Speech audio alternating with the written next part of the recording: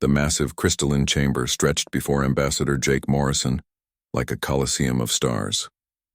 Thousands of alien representatives from across the galaxy filled the tiered seats, their bioluminescent forms, metallic exoskeletons, and energy-based bodies creating a tapestry of otherworldly beauty and menace.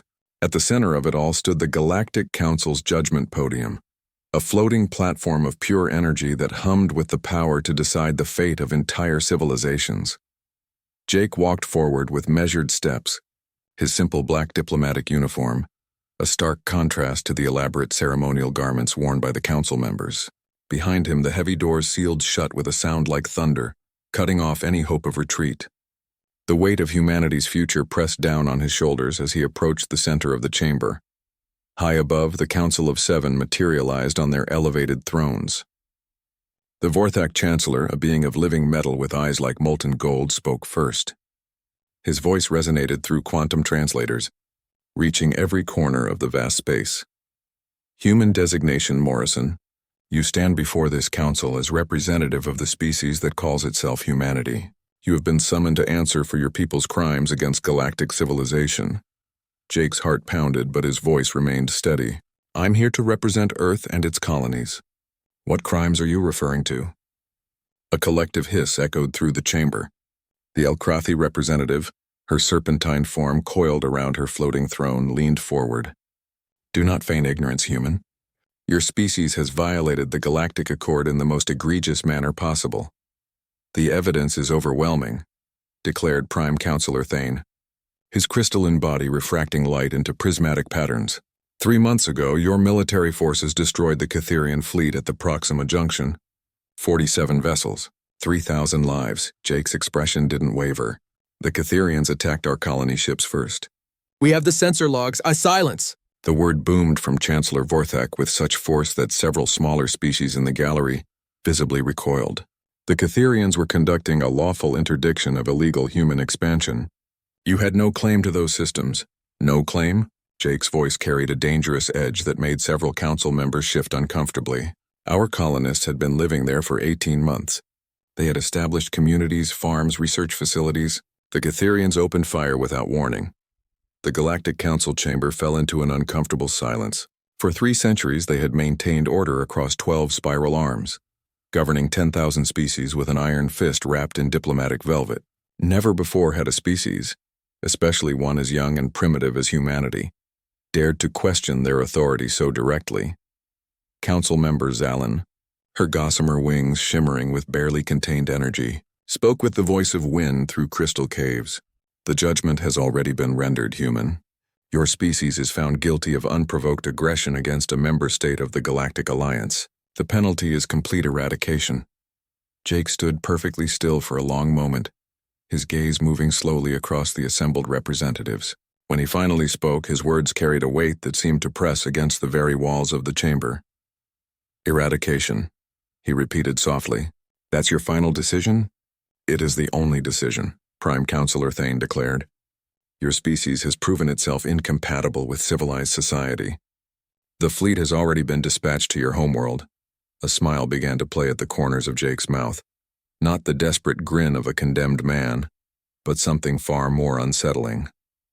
Something that made the ancient beings on their thrones feel for the first time in centuries a chill of genuine uncertainty. In that case, Jake said, reaching slowly into his jacket pocket, I have something you need to see. The chamber's automated defense system screamed to life, energy barriers flickering into existence around the council thrones.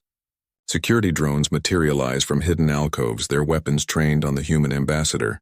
But Jake's hand emerged holding nothing more threatening than a small, crystalline data pad.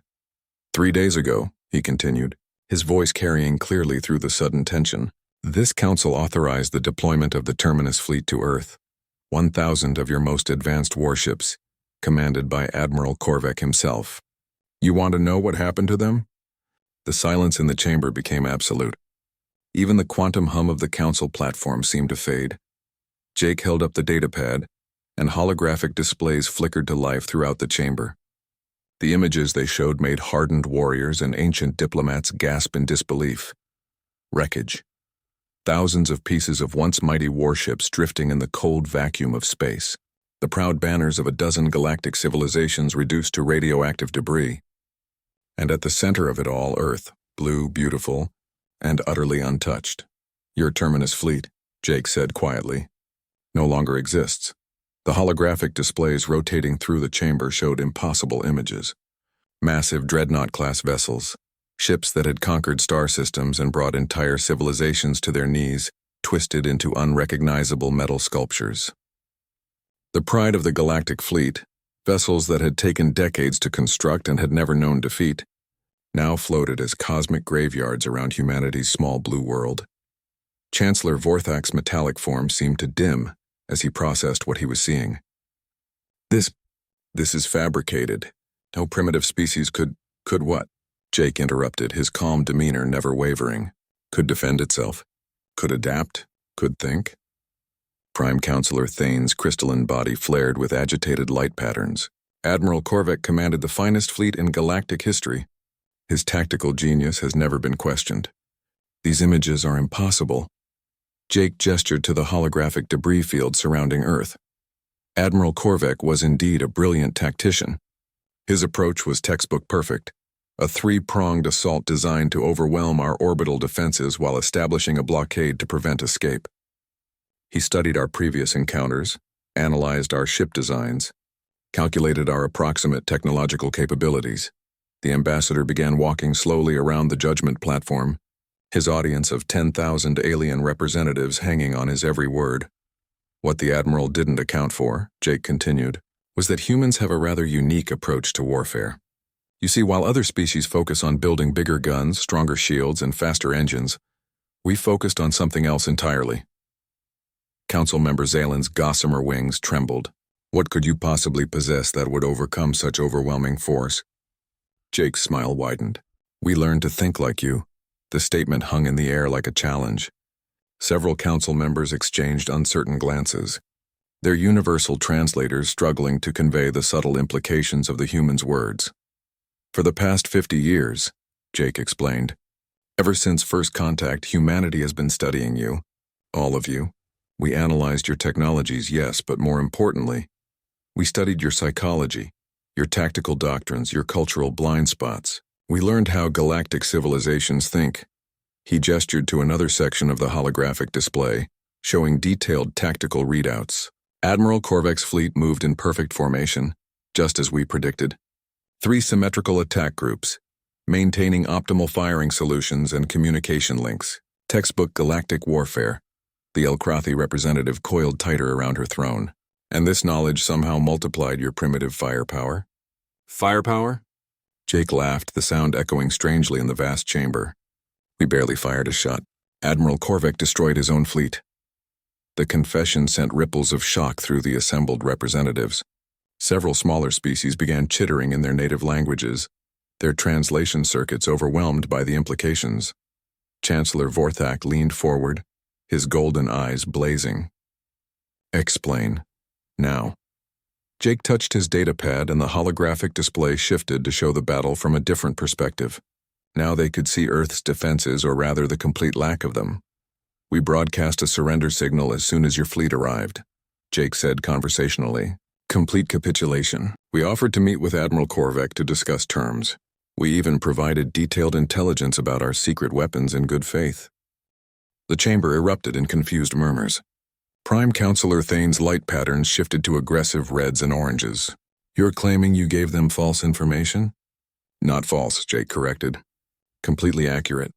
We told them exactly where our most dangerous weapons were located, provided precise targeting coordinates, and even suggested the most effective attack patterns to neutralize them quickly.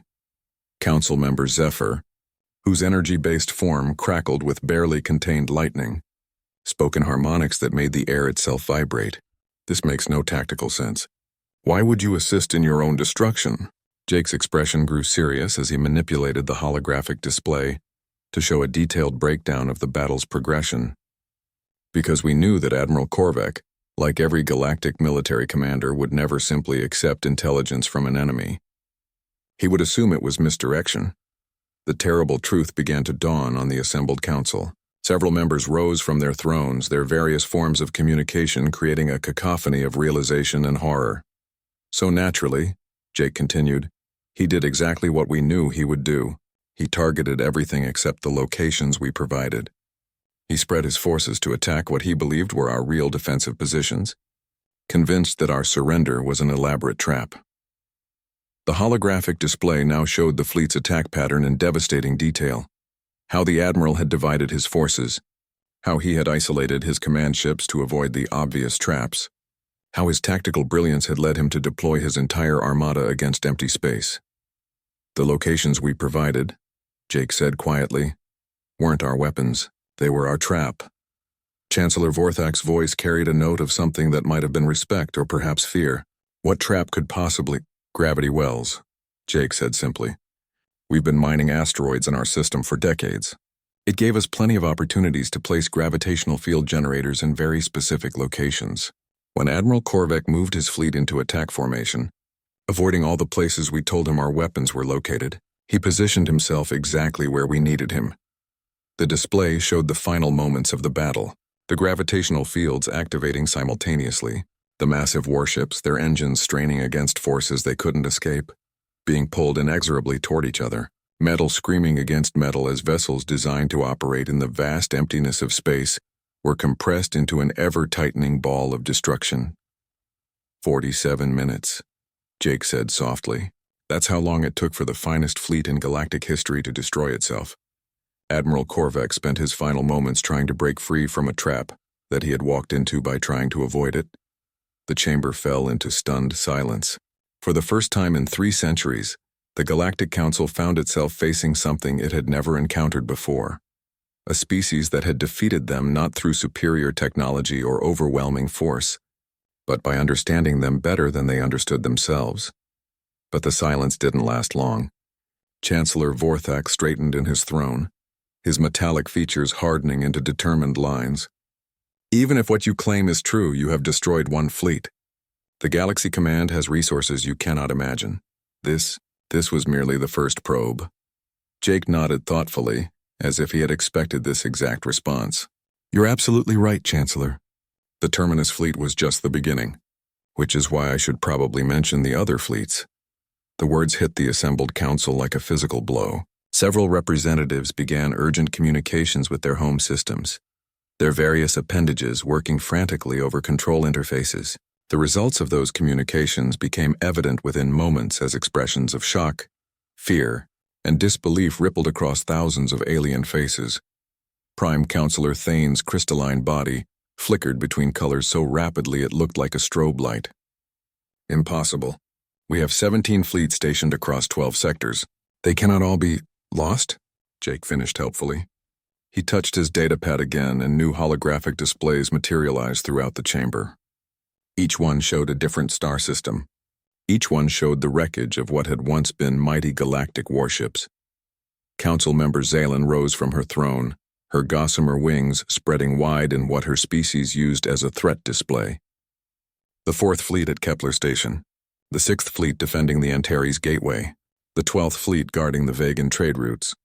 These are separate commands, isolated from each other by thousands of light years. No single strategy could have— You're thinking like a galactic civilization again, Jake interrupted gently. Centralized command. Isolated fleets. Each admiral making independent decisions based on their training and experience. He paused, letting the implications sink in. But what if their training and experience was predictable? The Elkrathi representative's serpentine form coiled so tightly around her throne that the metal began to creak. You're claiming that humanity somehow predicted the actions of 17 different fleet commanders across the galaxy? Not predicted, Jake corrected. Guided. The admission sent a new wave of shock through the chamber. Council member Zephyr's energy form crackled with increasing intensity. Guided how? Our communications are quantum encrypted. Our command protocols are classified, Jake finished. Yes, we know.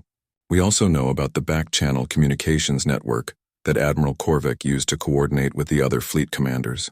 Standard protocol when facing an unknown threat. Share intelligence, coordinate strategies, ensure that the same mistake isn't repeated across multiple engagements.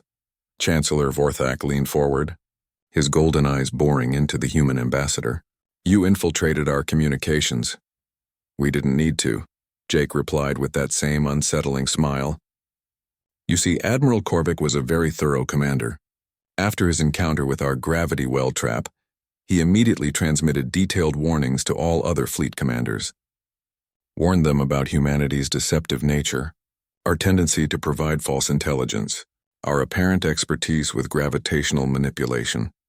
The terrible truth was beginning to dawn on the more perceptive council members. Prime Counselor Thane's light patterns shifted to deep purple, a color that, in his species, indicated profound dread. The other admirals, Thane said slowly, received Korvik's warnings, and naturally adjusted their strategies accordingly, Jake confirmed. Admiral Vex at Kepler Station decided to avoid any gravitational anomalies entirely. She positioned her fleet in open space far from any stellar bodies or asteroid fields, which worked perfectly, until our merchant vessels arrived with what appeared to be humanitarian supplies. The holographic display shifted to show the destruction of the Fourth Fleet.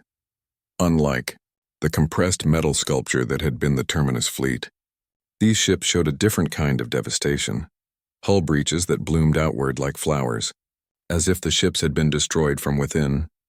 The cargo containers were filled with medical supplies, food, and other relief materials. Jake continued conversationally, all of it completely genuine. The only unusual component was a small atmospheric processor in each container, standard terraforming equipment, designed to break down complex atmospheric compositions into their component elements. Council member Zalen's voice was barely a whisper. You weaponized terraforming equipment. We adapted it, Jake corrected. Atmospheric processors are designed to work slowly, gradually converting planetary atmospheres over decades. But if you remove the safety limiters and compress the timeline, well, they become quite efficient at breaking down the atmospheric composition of starship hulls. The display showed the final moments of Admiral Vex's fleet, ships that had maintained perfect formation in empty space, far from any possible threat, suddenly developing structural failures as their hulls were systematically dissolved from within. The Admiral's caution had led her to accept humanitarian aid without question, assuming that if there was no immediate threat, there was no threat at all. Admiral Korath of the Sixth Fleet learned from both previous engagements, Jake continued. He refused all contact with human vessels and positioned his forces to avoid both gravitational hazards and any possible contamination. His solution was elegant, a complete blockade at maximum weapons range. No human vessel would be allowed within 10,000 kilometers of his fleet. The holographic display shifted again, showing the Antares Gateway and the devastating aftermath of what had been the galaxy's most formidable defensive position. But unlike the previous battles, this wreckage was scattered across an impossibly wide area, as if the ships had been destroyed while fleeing rather than fighting. Admiral Korath's strategy was nearly perfect, Jake admitted. He anticipated every trick we had used before. Unfortunately for him, he was fighting the last war instead of the current one. Chancellor Vorthak's voice carried a note of desperate hope. What could possibly threaten a fleet maintaining maximum range protocols?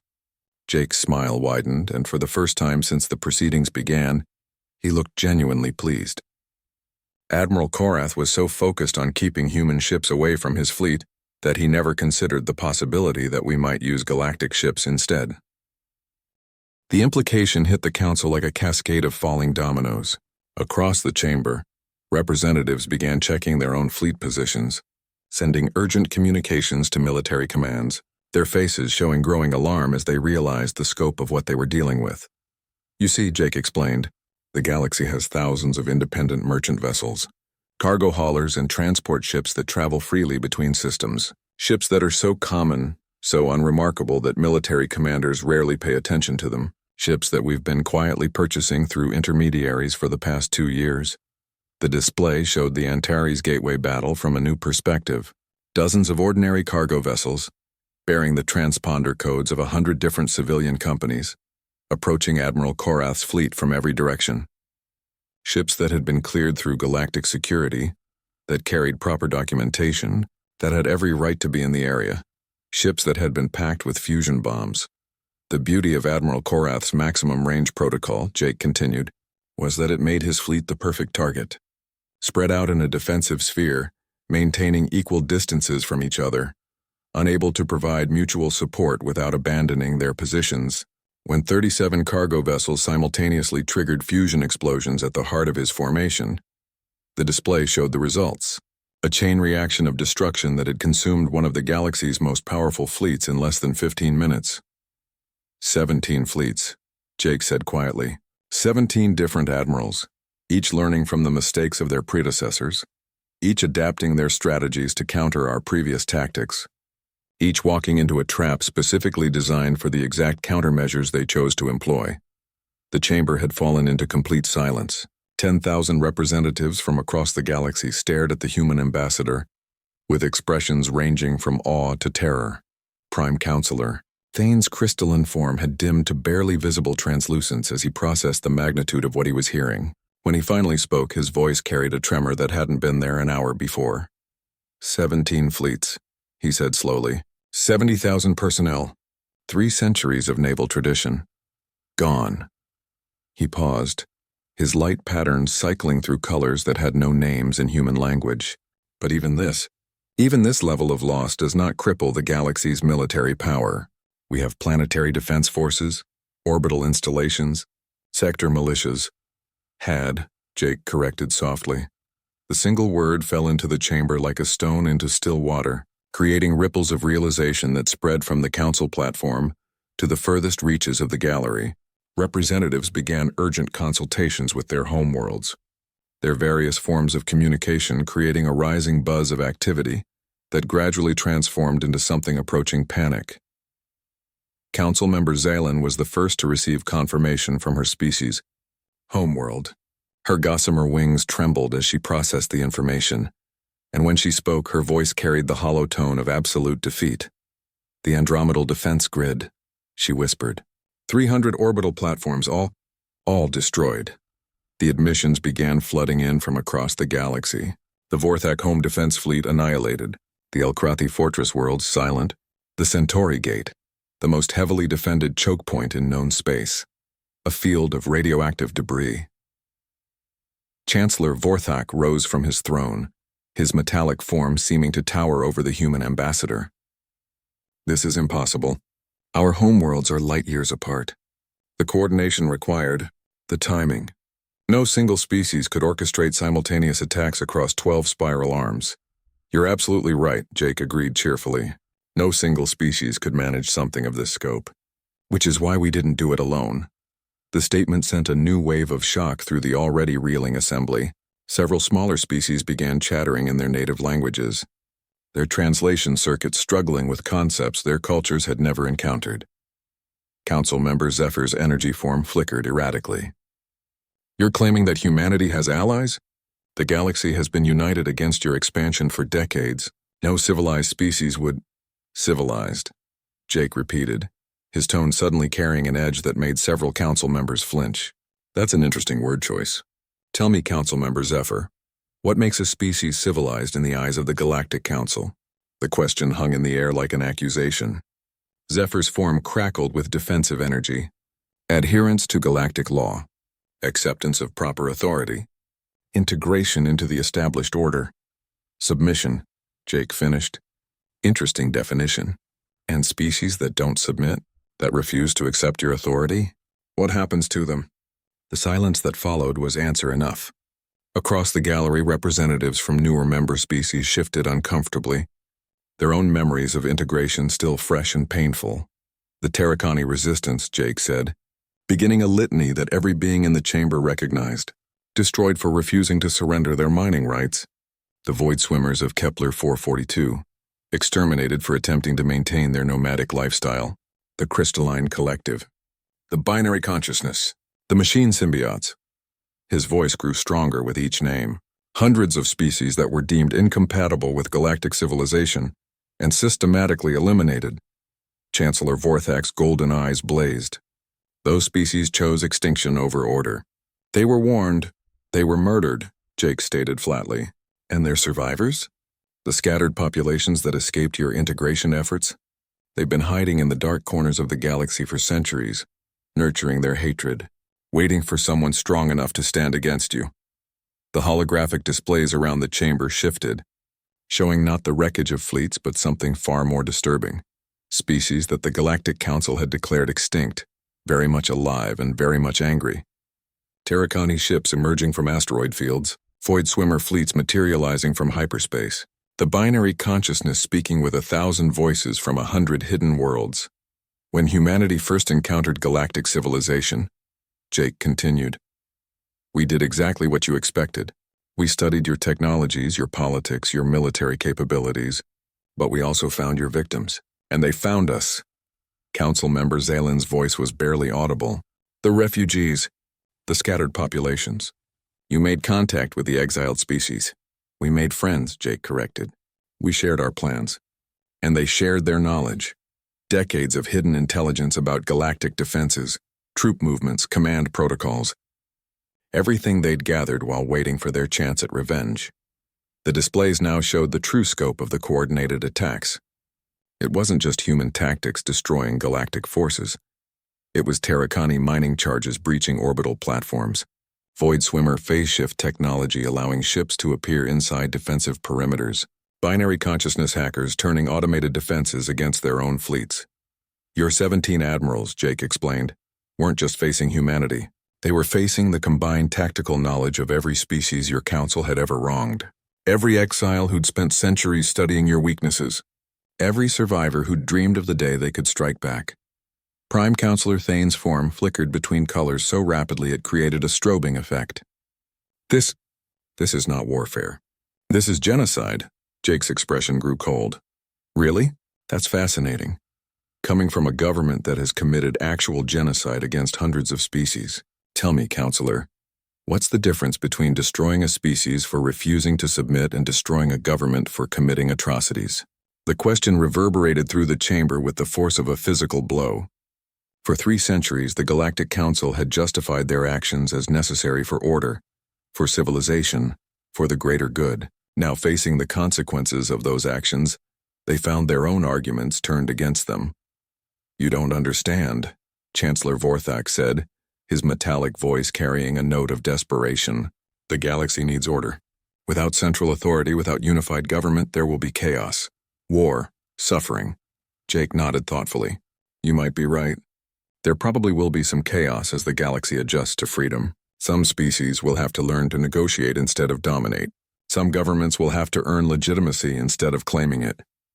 He paused, his gaze sweeping across the assembled representatives. But I'll tell you what there won't be. The ambassador's voice grew quiet, but somehow it carried to every corner of the vast chamber. There won't be any more extinction orders. There won't be any more integration through force. There won't be any more species disappeared for the crime of being different, his eyes fixed on the Council of 7. And there won't be any more of you. The finality in those words struck the assembly like a funeral bell. Around the chamber, representatives began to grasp the true scope of what was happening.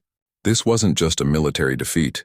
It was the end of galactic civilization as they knew it. The great chamber that had once symbolized galactic unity now felt like a mausoleum.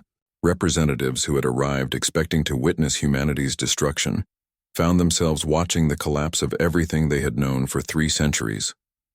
The holographic displays still showed the wreckage of fleets, the silence of homeworlds, the end of an empire that had once spanned the galaxy. Council member Zephyr's energy form had dimmed to barely visible wisps. You have destroyed us completely. The Galactic Council, our military forces, our authority, all of it is gone. I hope humanity is prepared for the chaos that will follow. Jake's expression softened slightly, and for the first time since entering the chamber, he looked genuinely sympathetic. You still don't understand, do you? None of you seem to grasp what's actually happening here. He gestured to the holographic displays and they shifted once more. Instead of showing destruction, they now revealed something unprecedented in galactic history. Coordination between species that had never spoken to each other before humanity's intervention. The Terracani mining operations, Jake explained, aren't just extracting resources for revenge. They're building infrastructure. The void swimmers aren't just attacking your fleets. They're establishing trade routes between previously isolated systems.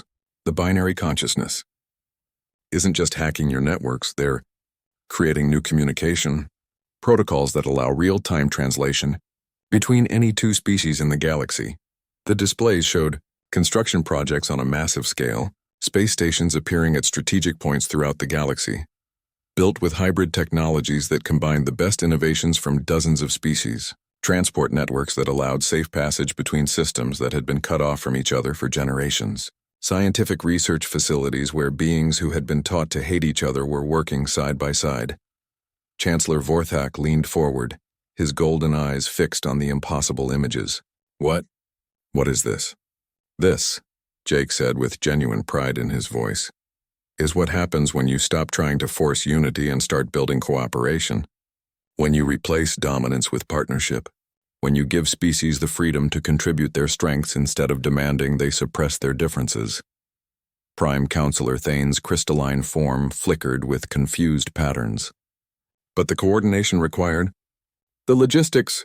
Without central authority, how could anyone manage projects of this scope? Jake smiled, and this time there was nothing unsettling about it. It was the expression of someone sharing genuinely good news. You're right that it requires coordination. But coordination doesn't require domination. Every species in this new alliance participates voluntarily. Every decision is made by consensus. Every project serves the mutual benefit of all participants. Council member Zalen's gossamer wings fluttered weakly. Consensus among hundreds of species? Impossible. The cultural differences alone are exactly what makes it work, Jake interrupted. When the Terracani need to mine an asteroid field, they don't impose their methods on everyone else. They ask the void swimmers to map the safest approach routes, consult with the binary consciousness about optimal extraction algorithms, and coordinate with local species about environmental concerns. Every culture contributes what they do best. The holographic displays now showed the new alliance in action. Terracani mining operations that left star systems cleaner than they found them. Void swimmer transport networks that connected isolated species to galactic civilization for the first time. Binary consciousness communication systems that allowed instant translation not just of languages, but of concepts, emotions, and cultural nuances. The greatest irony, Jake continued, is that your galactic council actually prevented the galaxy from reaching its full potential. You were so focused on maintaining order that you suppressed innovation. So concerned with preventing conflict that you eliminated diversity, so determined to create unity that you destroyed the very differences that could have made the galaxy stronger. The ambassador gestured to a new section of the display, showing technological marvels that seemed impossible even by galactic standards. Ships that could phase through solid matter using void swimmer techniques, enhanced by binary consciousness calculations. Terraforming projects that worked in perfect harmony with local ecosystems, thanks to input from dozens of environmental specialists from different worlds. Communication networks that allowed real-time collaboration between species separated by thousands of light years. Every species you declared extinct, Jake said quietly, had something unique to offer. The crystalline collective could grow living computers from silicon. The machine symbiotes could merge biological and artificial intelligence seamlessly. The null weavers could manipulate dark matter directly. He paused, letting the magnitude of the loss sink in. Imagine what the galaxy could have accomplished if you had embraced those differences instead of eliminating them. Chancellor Vorthak's metallic form seemed to sag under the weight of revelation. The dead species, their knowledge is lost forever. Not all of it, Jake replied gently. The survivors carried fragments of their cultural and technological heritage. We're working to preserve and restore what we can. It will take generations, maybe centuries, but someday the galaxy might recover at least some of what your council destroyed. The chamber fell into contemplative silence as the assembled representatives processed what they were seeing. The end of their familiar order, yes, but also the beginning of something unprecedented, a galactic civilization based on cooperation rather than domination. But Jake wasn't finished revealing the scope of humanity's planning. He touched his datapad again, and the displays shifted to show something that made even the most jaded council members gasp in amazement. You want to know the real difference between your approach and ours? Jake asked. You built an empire. We built a community. The new images showed worlds that had been under Galactic Council control just weeks ago, now thriving under the new alliance. But these weren't the scenes of conquest and occupation that the council members expected. Instead, they saw former subject species working alongside their former oppressors, not as rulers and ruled, but as equals.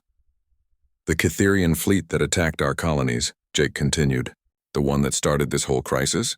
Half of those ships are now part of the Alliance fleet, crewed by joint teams of Catherians and humans. The Catherian admiral who ordered the attack is currently serving as our liaison to the Centauri sector, helping coordinate refugee resettlement. Council member Zephyr's energy form stabilized into a more coherent pattern. You're saying you didn't execute the Catherian leadership? Execute them for following orders from a government that told them we were the enemy? Jake shook his head. That would make us no better than you. Instead, we showed them the truth about what the Council had been doing to species like theirs. Most of them joined us willingly once they understood what they'd been part of. The displays now showed integration ceremonies taking place across the galaxy, former enemies standing together, former subjects and rulers working side by side, former outcasts welcomed back into galactic society. It was a vision of unity that the Galactic Council had claimed to represent, but had never actually achieved.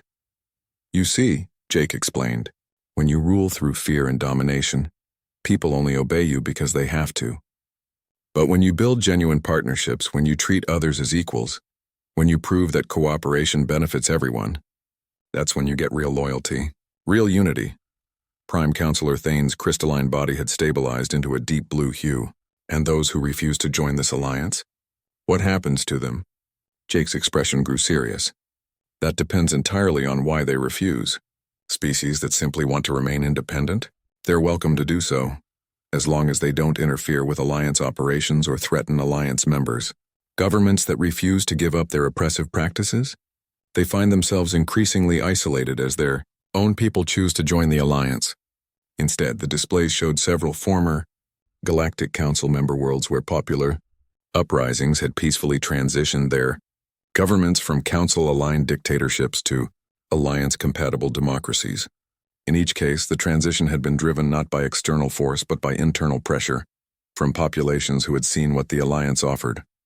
Your mistake, Jake said, addressing the entire chamber, was thinking that power comes from the ability to force others to obey. Real power comes from the ability to inspire others to follow willingly, and once you have that kind of power, you don't need fleets or weapons or threats. You just need to keep proving that following you leads to a better life for everyone. The silence that followed was different from the shocked quiet that had filled the chamber earlier. This was a contemplative silence, the sound of 10,000 beings reconsidering everything they thought they knew about governance, power, and civilization itself. But the most shocking revelation was yet to come. Chancellor Vorthak was the first to break the contemplative silence. His metallic voice carried a note of something that might have been hope, though he seemed almost afraid to acknowledge it. If what you're showing us is true, he said carefully, if this alliance truly represents a better way of governing the galaxy, then what becomes of us? What becomes of the Galactic Council? Jake studied the Chancellor for a long moment, his expression unreadable. When he spoke, his words carried the weight of a judgment that had been carefully considered. That depends entirely on what you choose to do next. The simple statement sent a ripple of tension through the chamber. Council members leaned forward on their thrones, their various forms of communication creating a susurrus of whispered conferences. In the gallery, 10,000 representatives waited to learn the fate of the only government most of them had ever known. The Alliance isn't interested in revenge, Jake continued, his voice carrying clearly through the vast space. We're interested in justice. Council members who were complicit in genocide will face trial by representatives of the species they wronged. Those who genuinely believed they were maintaining necessary order will have the opportunity to learn a better way. He gestured to the holographic displays, which now showed rehabilitation centers scattered across the galaxy, former galactic officials working alongside the same species they had once oppressed, learning new approaches to governance, discovering what cooperation looked like when it wasn't enforced at gunpoint. The choice is yours, Jake said simply. You can cling to the old ways and face the consequences of your actions, or you can help build something better. The Alliance believes in redemption, but redemption requires acknowledgement of past wrongs and genuine commitment to change. Prime Counselor. Thane's crystalline body flickered through a complex sequence of colors before settling on deep blue, a hue that, in his species, indicated profound contemplation. You're offering us a chance to join this new alliance? We're offering you a chance to earn a place in it, Jake corrected. The same chance we offer to every species. Prove that you can contribute to the common good without trying to dominate others, and you'll be welcomed. Continue to believe that your way is the only way, and you'll find yourselves alone in an increasingly cooperative galaxy. Council member Zalin's gossamer wings trembled as she processed the implications. And if we choose to dissolve the council?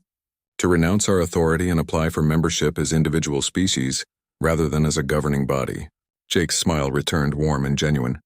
That would be exactly the kind of thinking that gives me hope for the future. The Alliance would be honored to consider membership applications from the Vorthak hegemony, the Crystalline Confederation, the Elkrathi Republic, and any other species ready to participate as equals rather than rulers.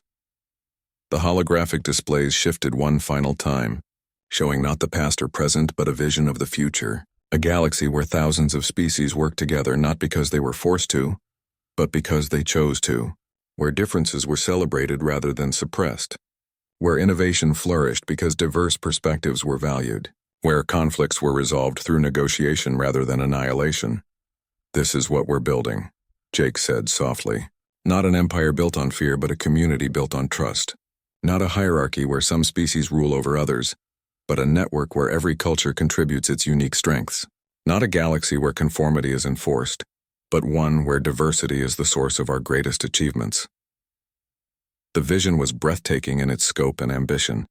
Space stations that served as cultural exchange centers, where beings from 100 different worlds came together to share knowledge and art. Research facilities where the combined wisdom of thousands of species tackled problems that no single culture could solve alone. Trade networks that brought prosperity to the most remote corners of the galaxy. Exploration fleets crewed by volunteers from dozens of worlds, pushing into unknown regions not to conquer but to discover. The galaxy declared war on humanity, Jake said, his voice carrying a note of quiet satisfaction. We chose not to fight that war. Instead, we built something better. Something that makes war unnecessary because cooperation is more rewarding than conquest. Chancellor Vorthak rose slowly from his throne, his metallic form seeming somehow lighter than it had before. Ambassador Morrison, he said formally, I speak now not as Chancellor of the Galactic Council but as a representative of the Vorthak people. I have spent 3 centuries believing that order required domination, that unity required conformity, that peace required the threat of annihilation. He paused, his golden eyes reflecting the holographic displays showing the Alliance's vision of the future. I was wrong, he said simply. We all were. The Vorthak hegemony formally requests consideration for membership in the Galactic Alliance, with the understanding that we must first prove our commitment to the principles of equality and cooperation. The admission sent a wave of shock through the chamber, but it was quickly followed by similar declarations from other council members. Prime Councillor Thane formally dissolved the Crystalline Confederation's participation in the Galactic Council. Council member Zalin renounced her species' claims to territorial expansion. One by one, the most powerful beings in the galaxy chose cooperation over conquest. But it was Council member Zephyr who spoke the words that would be remembered by historians for millennia to come. The Galactic Council, the energy being said, his form stabilizing into patterns of genuine peace, hereby formally dissolves itself and transfers all governmental authority to the individual member species. We acknowledge the crimes committed in the name of galactic order, and we pledge to spend whatever time remains to us working to repair the damage we have done. The silence that followed was not the shocked quiet of earlier moments, but the profound stillness of a historical moment being born. 10,000 beings sat witness to the end of one age and the beginning of another. Jake Morrison stood in the center of the great chamber, no longer the representative of a condemned species, but the architect of a new galactic order. When he spoke, his words carried the weight of prophecy. The age of the Galactic Council is over, he said simply. The age of the Galactic Alliance has begun, and the greatest adventures, the most amazing discoveries, the most beautiful cooperation between species, all of that is still ahead of us. As Jake prepared to leave the chamber that had once symbolized galactic oppression and might someday represent galactic cooperation, he paused at the threshold and looked back at the assembled representatives. You came here expecting to witness humanity's extinction, he said quietly. Instead, you've witnessed the birth of something unprecedented in galactic history. A civilization based not on the dominance of the strong over the weak, but on the cooperation of all species working together toward common goals. The great doors opened before him, no longer sealing in the condemned, but opening onto a future where 10,000 species might finally learn to reach for the stars together. In the chamber behind him, 10,000 beings sat in contemplative silence, each wondering what role they might play in a galaxy where cooperation had replaced conquest, where diversity was strength, and where the greatest adventures were still to come. The galaxy had declared war on humanity and learned too late that humanity had declared something far more powerful. In return, they had declared peace on the galaxy and shown that peace, when built on justice and cooperation, was the most irresistible force in the universe. The transformation would not be easy. Centuries of mistrust and oppression could not be undone overnight. But for the first time in galactic history, there was genuine hope that the future would be better than the past, and that hope, kindled by a species that had refused to be destroyed and had instead chosen to build something beautiful, would grow into a flame that would light the way to a better tomorrow for every being in the galaxy. The war was over. The real work of building a just and peaceful galaxy was just beginning, and humanity, the species that had been marked for extinction, would help lead the way into a future bright with infinite possibility.